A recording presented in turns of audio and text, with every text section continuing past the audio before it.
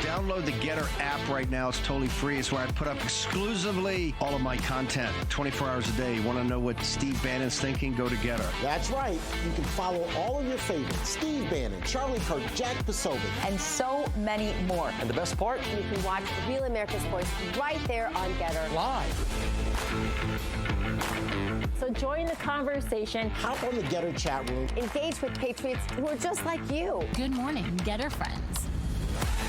We're breaking news, we're delivering the truth, and we're doing it on Getter every single day. So don't wait. Download the Getter app now. Sign up for free and be part of the movement.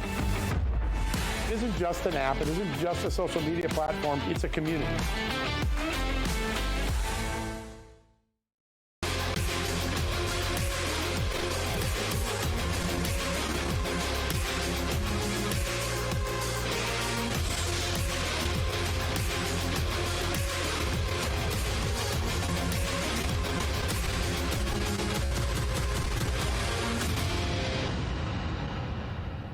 Good evening, America. Happy Wednesday, and welcome to this Just the News, Real America's Voice special report, The Grand Conspiracy of Weaponization. Tonight, we're going to dig into the 10-year period where government was turned against our candidates, against our people, often using the most awesome tools of government to interfere in elections. Joining us tonight to make this conversation possible is my good friends at the Association of Mature American Citizens, or AMAC. All throughout the night, we'll tell you how you can become a member like I am. But first, I want to tell you about what's going to happen tomorrow. Chuck Grassley is going to release the appendix of the Durham investigation. We're now going to see what the FBI knew about Hillary Clinton's dirty trick before and during the time they were starting that investigation. Chuck Grassley is going to make that available. We're going to talk to members of Congress, experts all through the show about that implication and the broader evidence we now have. Now, I'm going to turn, before we get to that, to my extraordinary host for this evening. He's a senior vice president at AMAC, good friend of mine, great host, Charles Stucklen. Charles, good to have you on. Thank you, John. Appreciate you having me tonight.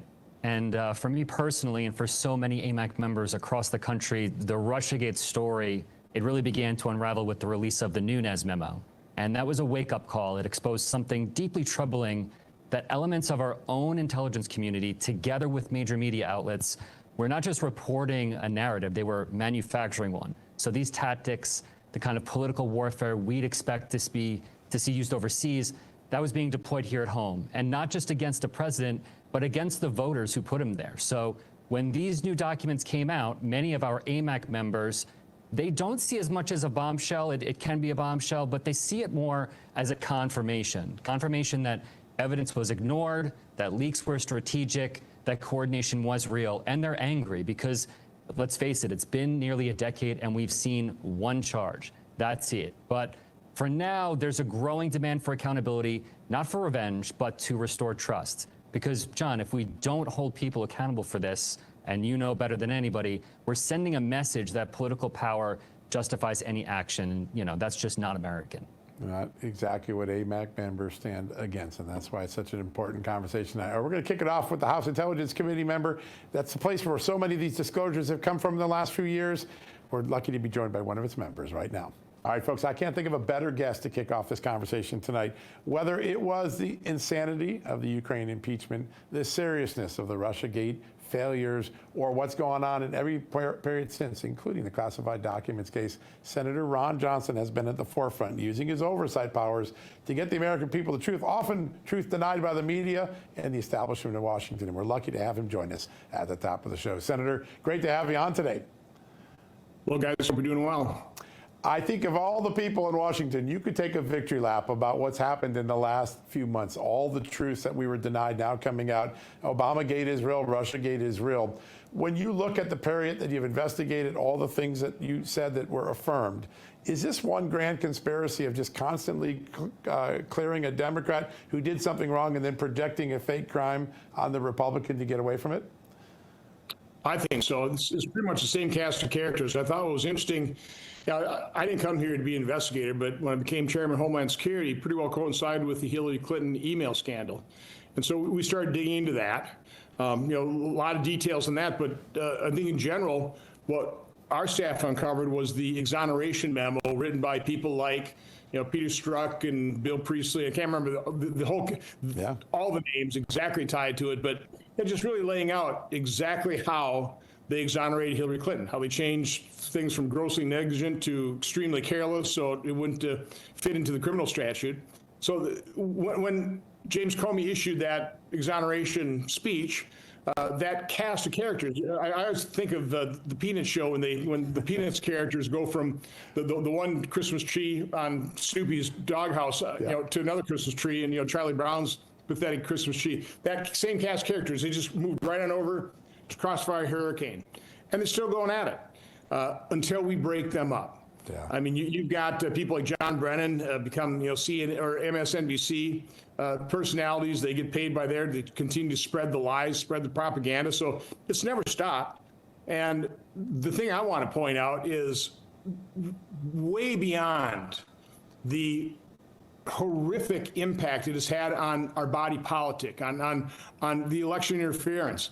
This has ramifications into foreign policy. I mean, do you think Vladimir Putin doesn't take a look at, really the treasonous behavior of the Democrat Party and notice their weakness and decide to move against Ukraine once Joe Biden becomes president, a completely incapable man?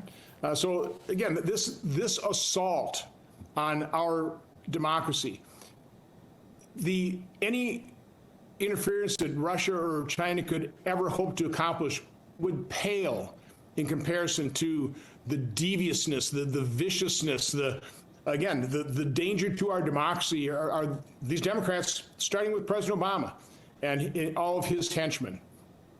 Yeah, did. So what's the end game for these investigations? We've been seeing a lot of this information has been out. It is being verified now without actual documentation.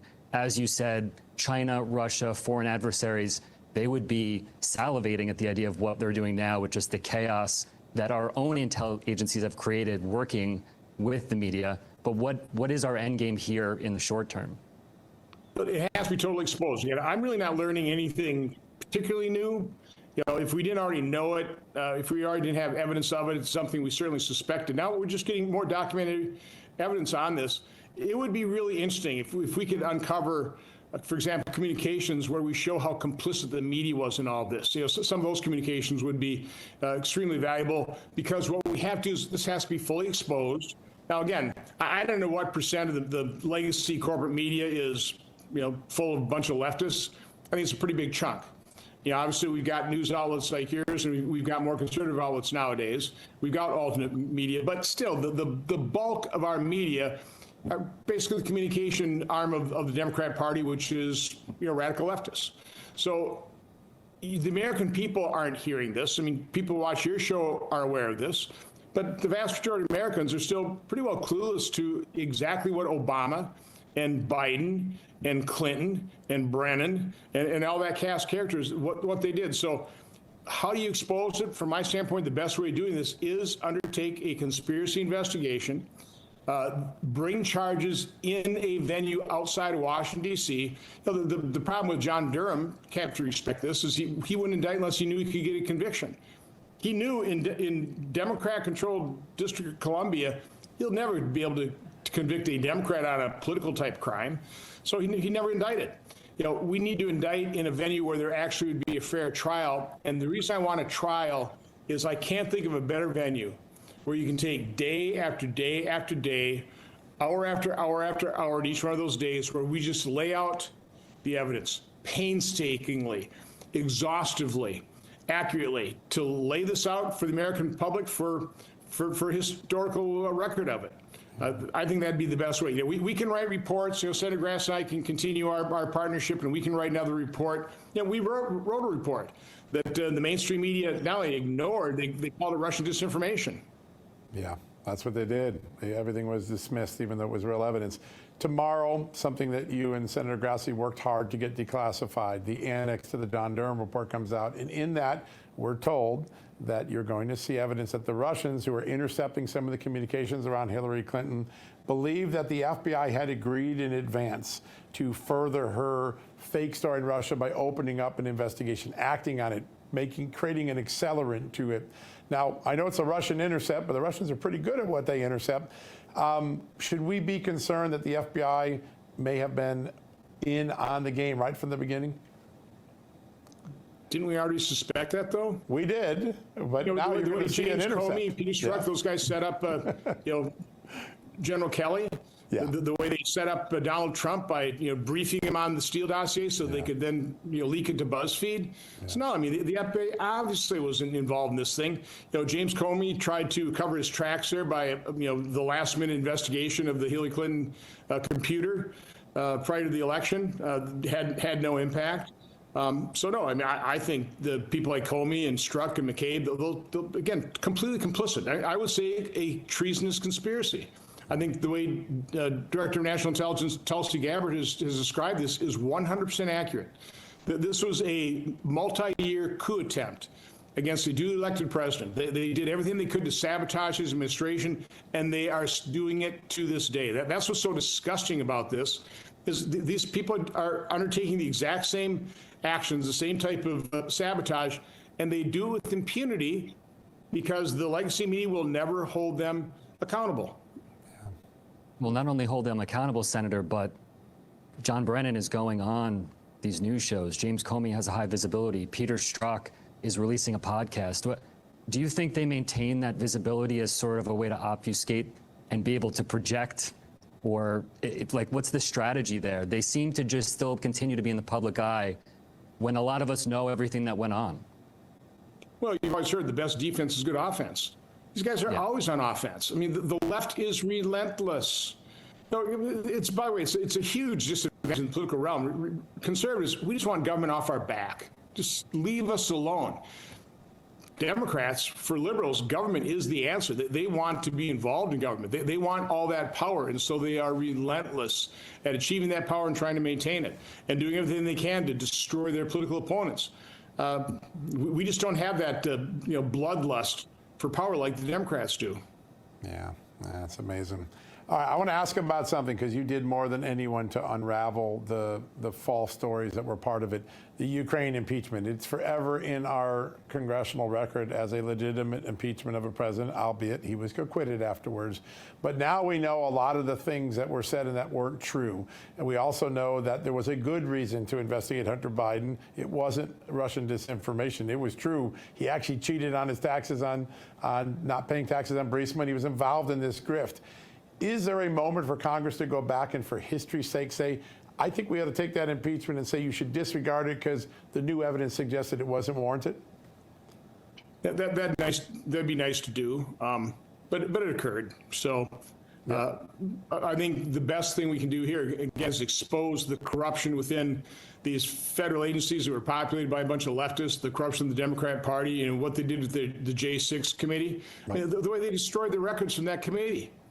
Yeah. I mean, why would they do that unless it were a thoroughly corrupt undertaking?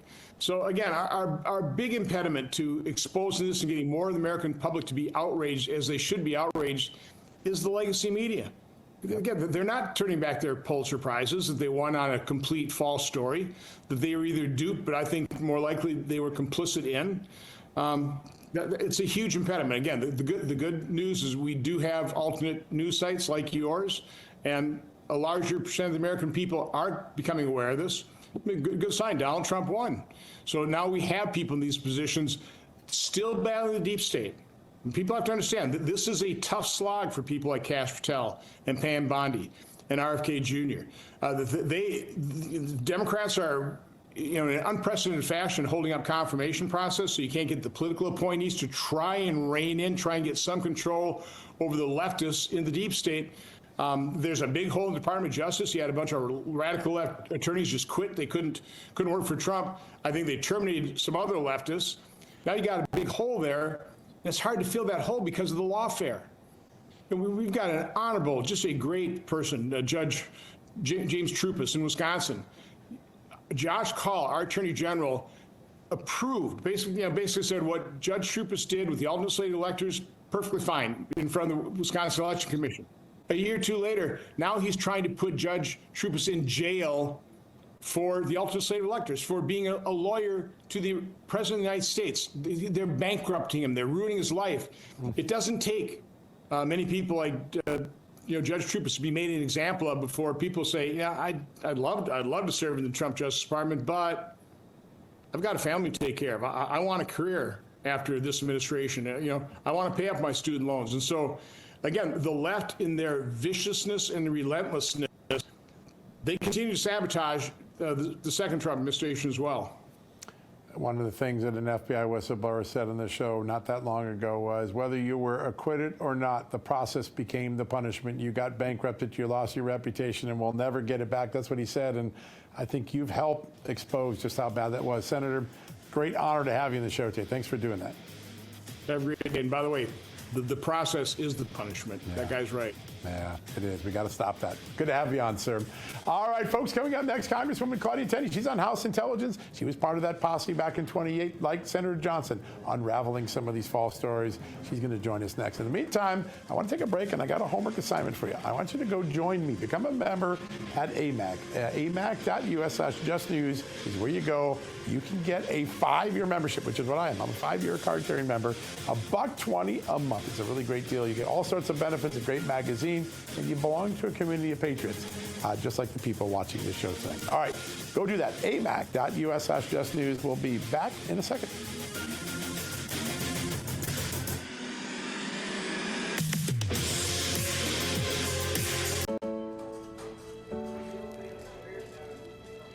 Hey, just want to say thank you for your service. Yeah, sure. I'm sure you've heard that before, but we want you to know that we understand the freedoms and liberties in this country are because of people like you who served and gave everything for the cause of freedom. We don't take that lightly. So thank you for everything you've done and sacrificed for us. Thank you so much. That means a lot to me.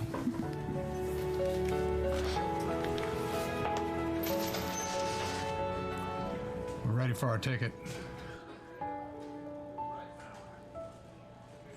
It's been paid.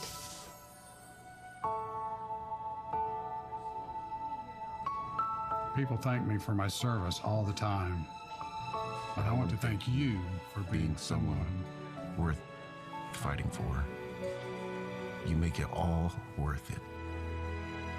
If you really want to thank me and other veterans like me, go to helpdav.org and support disabled American veterans. That is the best way to say thank you and keep our promise to our nation's heroes. You can say thank you to our nation's heroes by going to helpdav.org right now, or call the number on your screen and give your monthly support of only $19. Your support lets our disabled veterans know you appreciate them and everything they have sacrificed for us. When you do, we'll send you this DAV blanket as a thank you and a reminder that you support those who served. When you support DAV, you're showing veterans like me that you were worth fighting for. Please call or go online to helpdav.org right now. Your support in this moment honors our veteran service.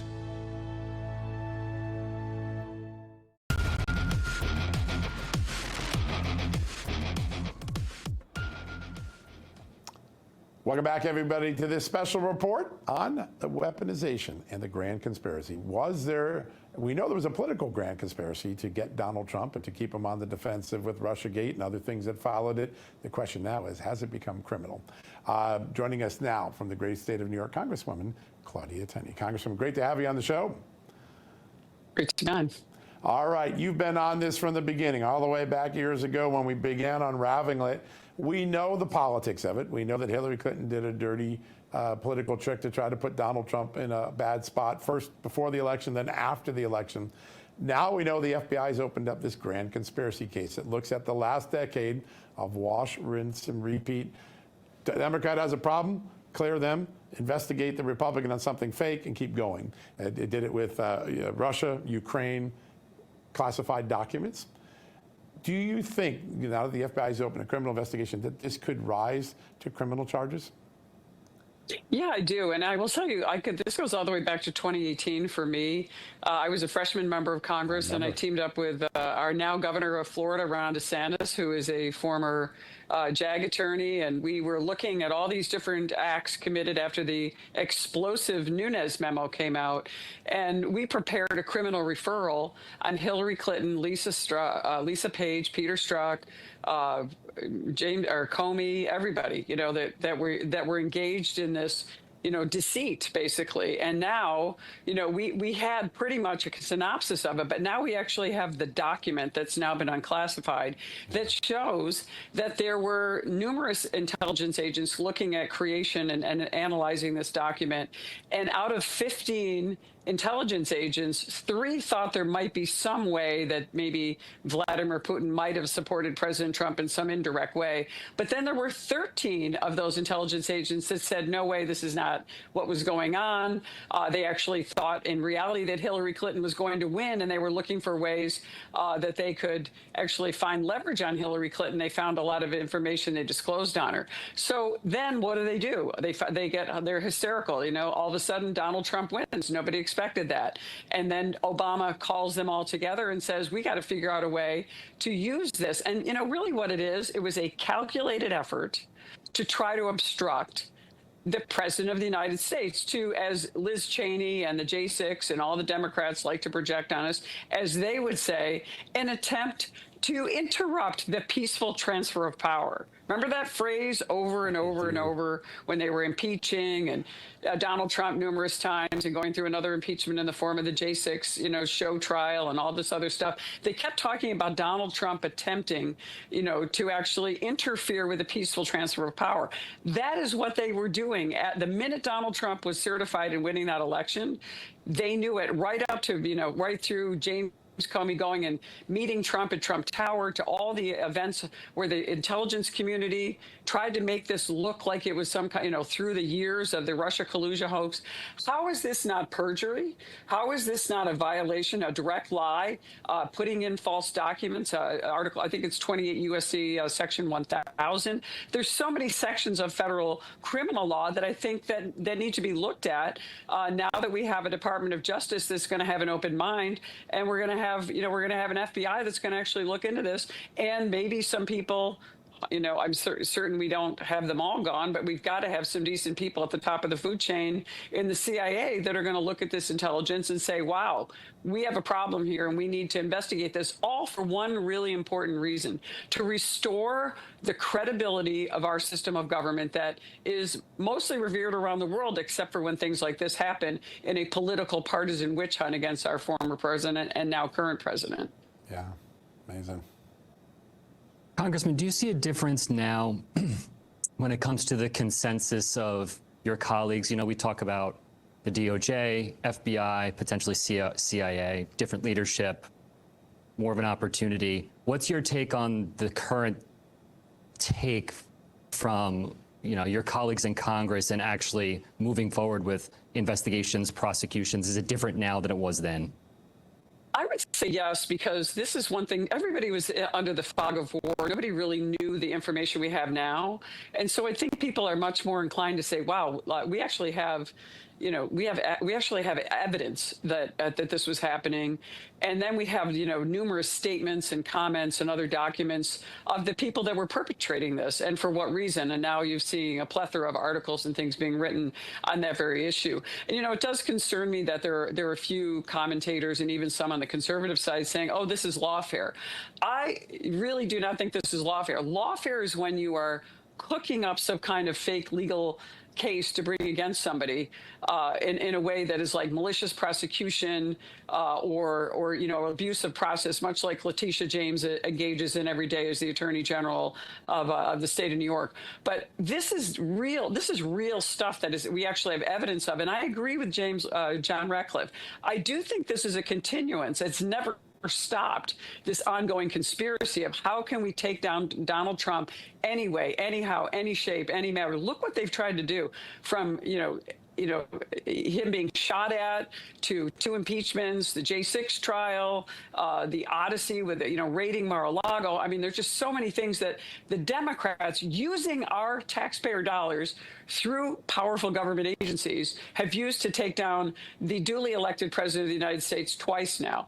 And I think that's why we're in a different place, because I think people see more evidence than we had before, because it was sort of at the conspiracy level then. Now we know it's real. It's actually ongoing, and it's really the other side attempting to try to stop the president and use their power in this unjust and I think illegal way, which is why I think criminal referrals are appropriate. Yeah. Congresswoman, tomorrow, the Senate Judiciary Chairman, Chuck Grassley, is going to release a document known as the annex to the John Durham report. We got a preview of what this probably says when John Durham testified to Congress in 23, that there's a Russian intelligence intercept where Russia had learned that Hillary Clinton approved the whole plan to hang this fake Russian shingle on Donald Trump's campaign house, and that we're going to learn tomorrow, this is a new part of it, that the Russians had evidence that the FBI had agreed to participate in the plot, meaning they would open up an investigation so that it would give credence or accelerate the allegations in the media and in the political space. Now, I know it's a Russian intercept, but it was important enough to tell President Obama, and the entire intelligence community was briefed on it, so it was taken seriously. And yet nobody stops for a second when Hillary Clinton walks in the dossier with her team, or the Alpha Bank, or the allegations from their friend in Australia, and says, wait a second, this might be part of that ruse. They just keep doing it. How jarring is it to think that people might have been alerted there was a ruse and they played into it rather than stopped it?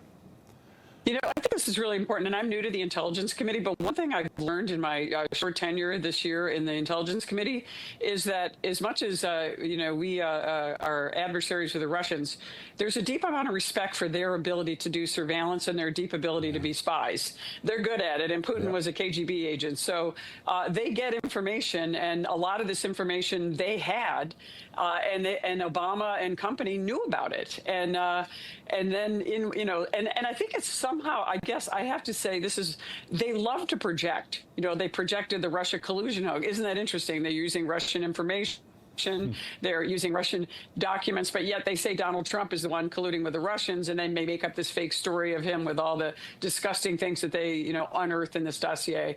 And then they destroyed so many lives in the meantime while doing this. So I do think it's really interesting, but I do think that this document by Chuck Grassley, I think is going to be really important. And I think it's going to be, I mean, people are going to start to piece this together in a way that I just don't see how we can't look at criminality on the part of people who are guilty. Now, I mean, I understand that President Obama, you know, probably has some kind of immunity, but everybody else in this does not. And I think they need to be held accountable. And I don't think the statute of limitations is run on this. And I think the American people, for the most part, want to see people held accountable so we can restore these institutions, because it makes everyone suspect. If they can go after the President of the United States, they can do this to any and every citizen on the street, which is what happens in authoritarian, Marxist, communist type regimes. Yeah, it's true. Yeah. Going back to testimony, John Durham, you know, failing to be able to speak on the genesis of the initial Russia investigation. As someone who was there in the beginning, how did you feel, or what was your takeaway after that testimony by Robert Mueller? And is that in any way similar to sort of what we saw happen with Joe Biden in the last administration? Look, I thought his testimony was really disappointing and unimpressive. I think people, when he came on and all this was supposed to be this big deal, and I was like, what? That's it? He really didn't have anything. He really stumbled across it. It wasn't credible. And for all the time and effort and money that went into this, they had nothing. And that just sort of led us all back to the original referral that I did with Ron DeSantis and others that showed that there's nothing here. This is actually the opposite. It's the other side trying to frame the president of the United States, or the incoming president at the time. And that's why in 2018 we made that referral. So I do think that the Mueller was, you know, uneventful. The Durham investigation, all these things were really just exercises in futility. We don't need to do a special counsel, by the way. We already have Kash Patel in place. We already have, you know, we have the people that can do this job. We have the documents. And as you talked about earlier, John, before we went on air, you know, we have these you know, burn bags that were discovered in the back of the, you know, the FBI in some warehouse to be thrown out. And it'd be interesting to see what are in those and what they reveal about even more people that are involved in this real kind of conspiracy and criminal level of conspiracy to frame and destroy the president of the United States and his reputation and everything he could do to actually preserve and protect our Constitution, ironically. Yeah. It's an amazing moment. This is a consequential time. We got to get this right for future generations. You were right in 2018. You started, I remember being right alongside you and Congressman DeSantis and Jim Jordan. You had it right, and the American public are now realizing it. Congresswoman, great to have you on the show today.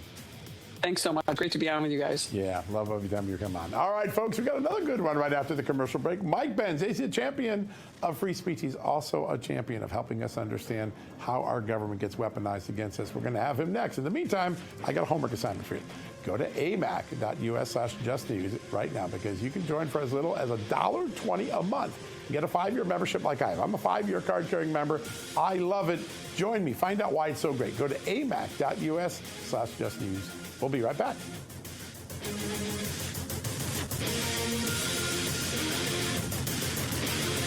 Got to admire what you've been able to do, not to weaponize, but to organize on these college campuses. At Turning Point USA, we've spent 13 years building the machine, and last year we saw it pay off. Our grassroots army is making a real difference. Help us keep the momentum going. Donate today and keep TPUSA strong on campuses across America. And for a gift of any amount, you'll receive your Big Gov Sucks cooler. Claim yours today.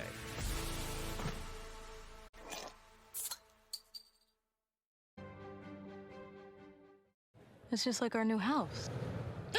I hope you have an American Home Shield warranty. Leaky toilet? Fixed. Oven beyond repair? If AHS can't fix your covered item, then replace it, no matter its age. Sign up today at ahs.com. Thinking about buying a new cell phone? Think AMAC.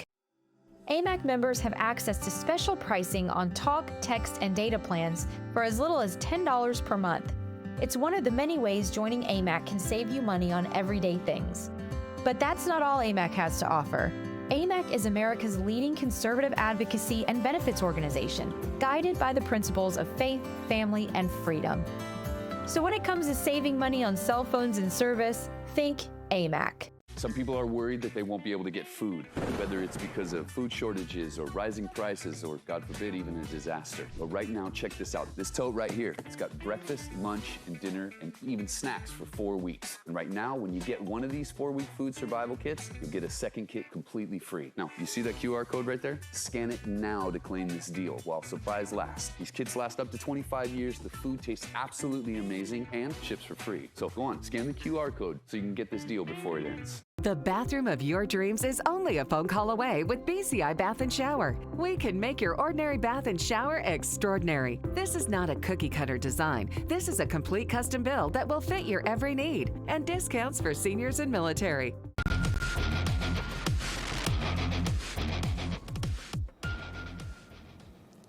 Welcome back, America, to this Just the News, Real America's Voice special report, The Grand Conspiracy of Weaponization. We're taking a deep dive into Russiagate and all that followed after it and the implications on American society.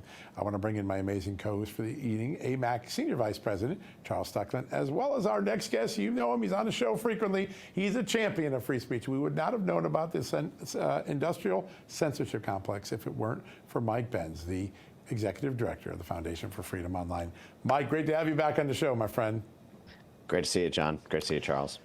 All right, so we're at a moment now where the public's got all the evidence, all the secrets are declassified. Like, I mean, how do you carry this out for 10 years? How does it keep going? And I think you have provided one of the answers, which is when contrarian evidence was starting to come up, those who tried to offer it on social media, in Congress, they got censored. Censorship and media censorship were a big part of the conspiracy, right?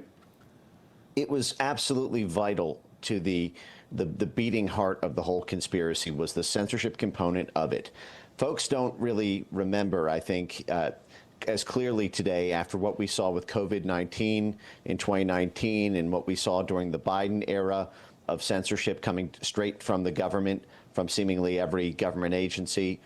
But this all started with Russiagate. The internet censorship apparatus inside America did not have a political home, did not have a legal home until the Russiagate crowbar gave it one under this false pretense of some hostile foreign nation state hacking our election or interfering on social media on behalf of Donald Trump. And it was through the national security state, before it came to the NGO complex and it came to the advertisers, and it became something staffed up by hundreds of people at all the different social media companies. Censorship came to the United States through the national security agencies by way of Russiagate. and this was done through the FBI, through DHS, through CIA, through DOD. There was no predicate before that. We had a culture for 250 years of free speech in the United States. We had an ironclad First Amendment, and there was no way that domestic politics could have broken that. But when you invoke a national security predicate, it allows you to do things that you can't do with ordinary politics. It creates an emergency situation. And when the idea that social media had been taken over by the Russians, and our elections and hearts and minds were taken over by the Russians, that allowed DHS and FBI and CIA and DOD and the whole apparatus to not just themselves pressure social media, but to weaponize all of their assets in the NGO and civil society spaces. All the NGOs we have around the world, in Central and Eastern Europe, in Africa, in Latin America, the same assets we built during the Cold War could all be weaponized against the homeland under the presupposition that Donald Trump was backed by the Russians, so therefore every Trump supporter is actually not really a Trump supporter, they're a Russian pawn, and this could justify mass censorship of tens of millions of Trump supporters by proxy. And so the collateral damage of Russiagate is eternal in the chapter of chapters of history. We are still confronting the censorship industrial complex, which could not have taken root without Russiagate. So as far as I'm concerned, 10 years is the blink of an eye compared to the damage that this has unleashed across the world.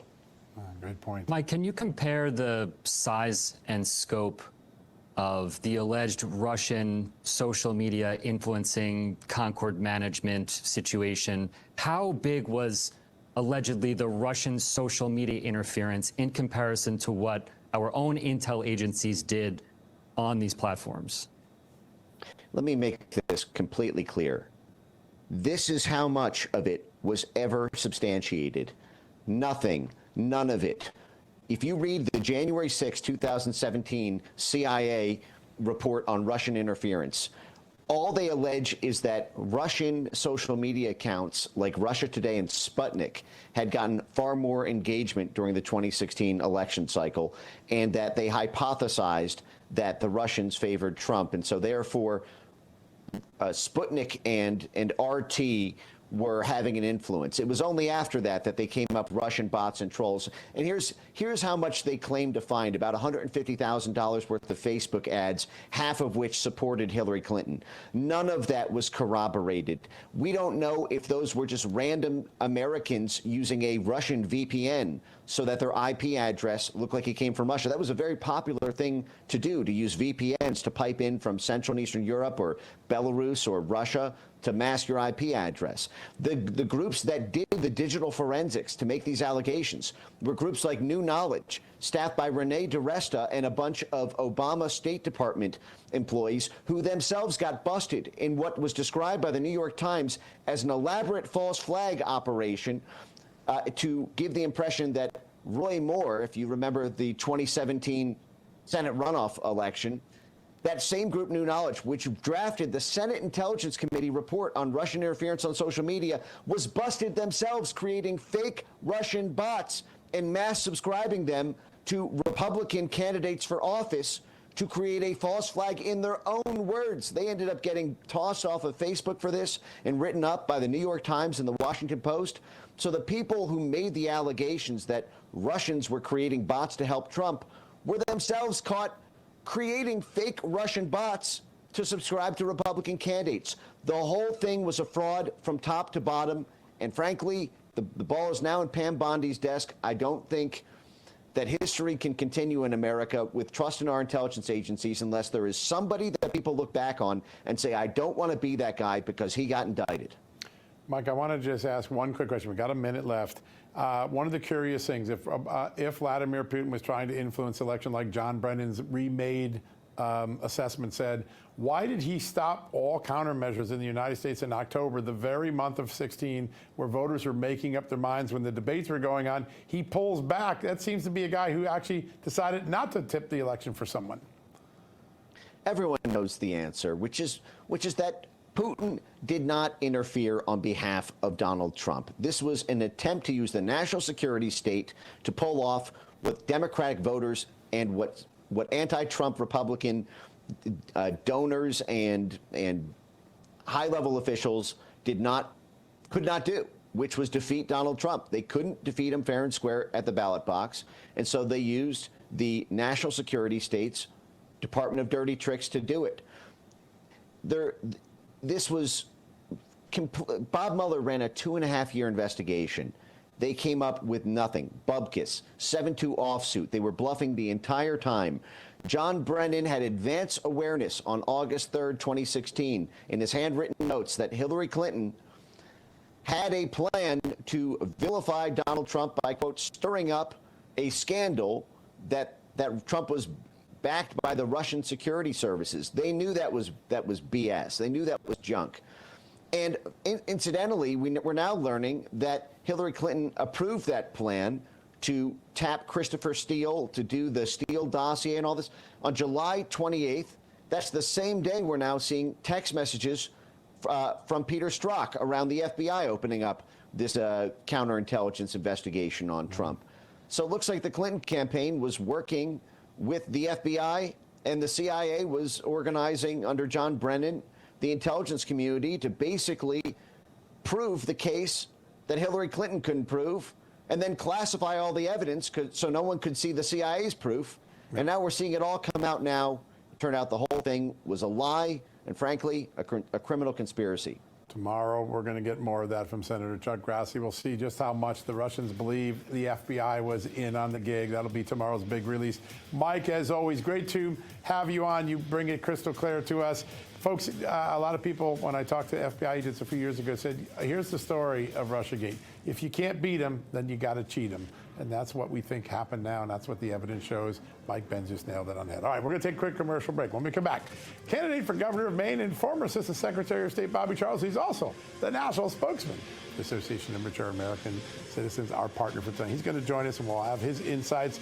In the meantime, I've got a little bit of work I want you to do during the break. Go to amac.us/justnews, because you can join for as little as $1.20 a month for a 5-year membership. Go match me. Say thank you to AMAC, because they make these incredible conversations available once a month. Go thank them. Go become a member. Go make your family members. amac.us/justnews. We'll be right back.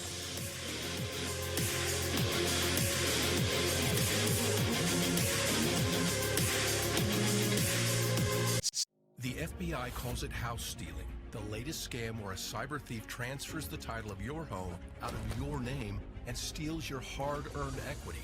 It's roughly 60 to 90 days for that person to even figure out that they're the victim of this crime. You start getting foreclosure notices, and you realize you've got 4 mortgages on your house that you didn't even know existed. Unfortunately, it's on you to protect yourself. You might already be a victim. Check your title status now at HomeTitleLock.com. Call today or visit idealagent.com. Is your body ready for summer? We're gonna build a body you can be proud of. You just give me 30 minutes a day for 21 days, and I promise you, the weight will come off. This is 21 Day Fix, the perfect program to get you summer ready. I am in perfect shape for my bikini. I had that sexy little beef. Get simple fitness, simple nutrition, fast results in just 21 days. Get ready for summer with 21 Day Fix. This week, try it free at 21dayfix.com. That's 21dayfix.com.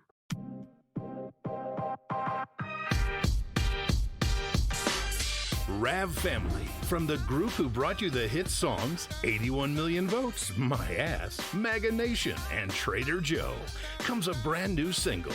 Daddy Trump is available everywhere, and we need you to make some noise. Go download it on iTunes, and let's run it up to #1 on the charts for President Trump. So I just want to thank everybody very much. Thank you. Get ready. You're about to get bombed by the truth bomber. Didn't raise y'all, but I had to step up. Put the Ayatollah on a no-cap checkup. He calls me Daddy Trump. NATO knows what's up. Why they play pretend, I call they bluff. Kim and Vlad acting bad, throwing fits on the floor. BB screaming from the back, saying, Daddy, there's a war. I walk in like Sunday school.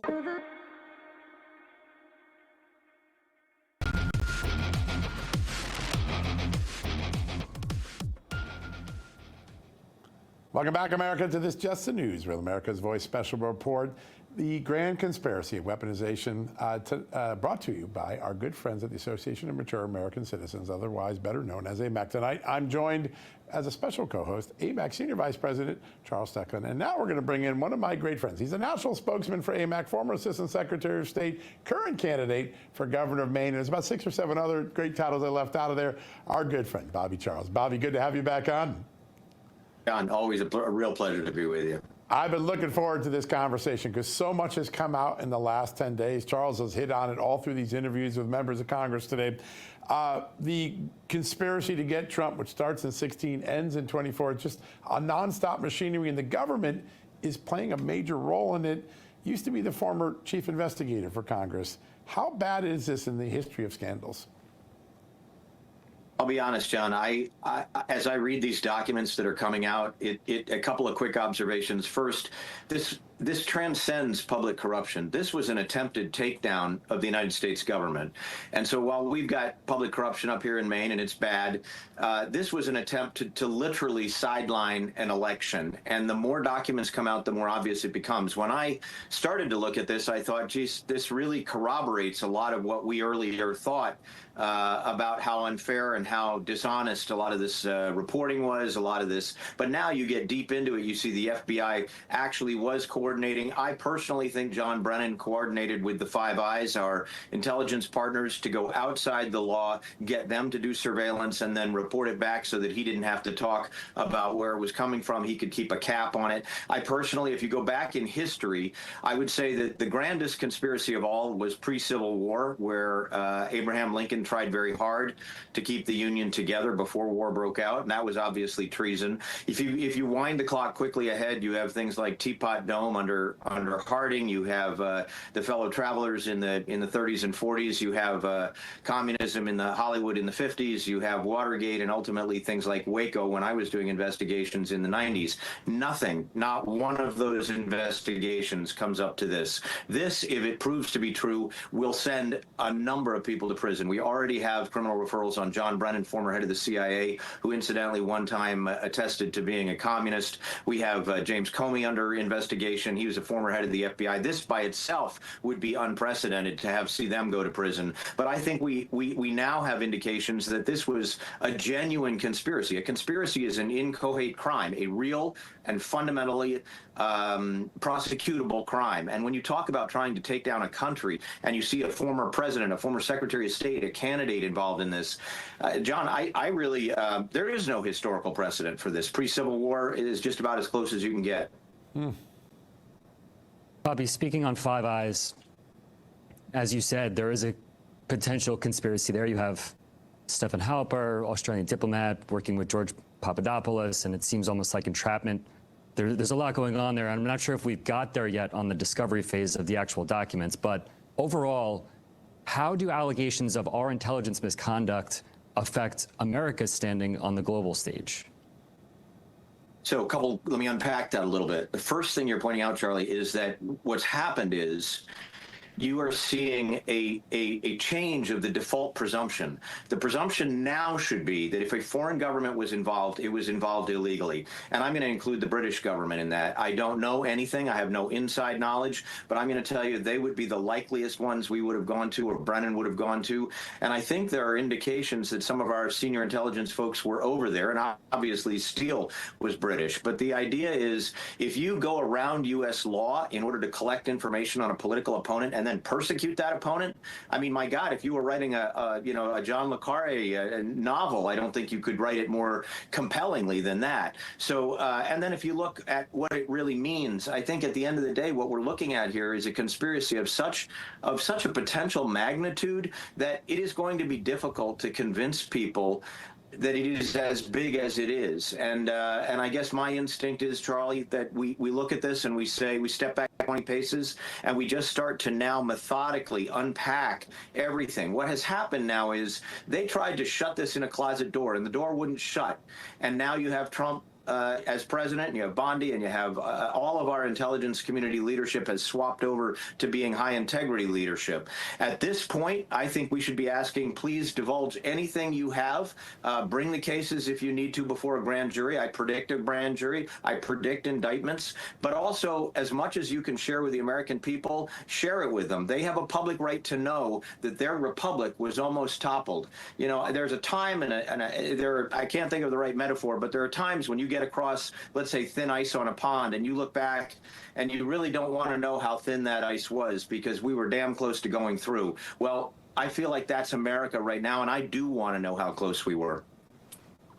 Bobby, a lot of our AMAC members are frustrated. It's been 10 years since, 2015, 2016, the genesis of Crossfire Hurricane, and the release of the information that we've first basically discovered what was going on. Is that 10-year time frame based on the scope of what happened?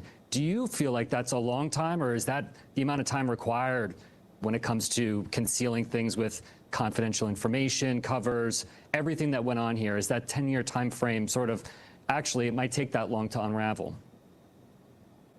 Well, I don't think it's going to take us 10 years to prosecute, but to your core question, 10 years is not atypical for a conspiracy. Somebody might spend 10 years trying to, steal a diamond from the Louvre or to take down some, bank. Conspiracies can take any amount of time. They're first conceived. It's an idea. Now you get the group meeting together. So that's the mens rea. They are actually mentally focusing on the idea they're going to do this. That probably happened during the election. And then they begin to execute acts that fundamentally execute the conspiracy. And I would tell you that anybody in the room at the time is a co-conspirator. Are they an indictable co-conspirator? That's what we don't know yet. There may be unindicted co-conspirators, but it's not complicity. Complicity is just, I happen to know that this was happening. I had no moral obligation to be to say anything or be involved. I don't think anybody that was in the room in a couple of these core meetings that we have documents on right now escapes that. I think that they are co-conspirators. And the question is there sufficient evidence, whether it's Obama or Hillary Clinton or somebody else at the tippy top, Clapper, that should they be prosecuted? And the last thing I'll note is that when you find, and I was a U.S. Court of Appeals clerk on the Ninth Circuit, worked with a Reagan appointee there. When you find, and I'm a litigator, when you find information that reawakens all the facts, that goes back in time, you can restart the tolling clock. So 10 years is not a particularly long time, particularly if what you learn is that there was a seed, if you will, a beginning of the conspiracy,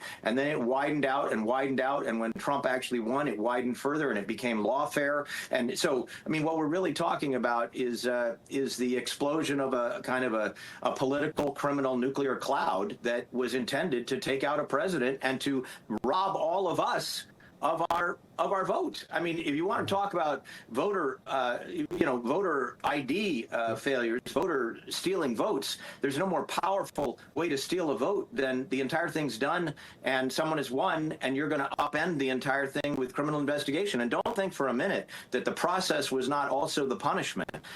For all intents and purposes, we were in pretty tough water, and thank God for Trump, who stuck it out. Yeah, well, the process has been the punishment. We've heard that a lot in this last couple of hours. All right, Bobby, stick with us. We're going to have a few more questions. We're going to take a quick commercial break. During the break, folks, go do me a favor. Say thank you to AMAC. Go become a member. Make your family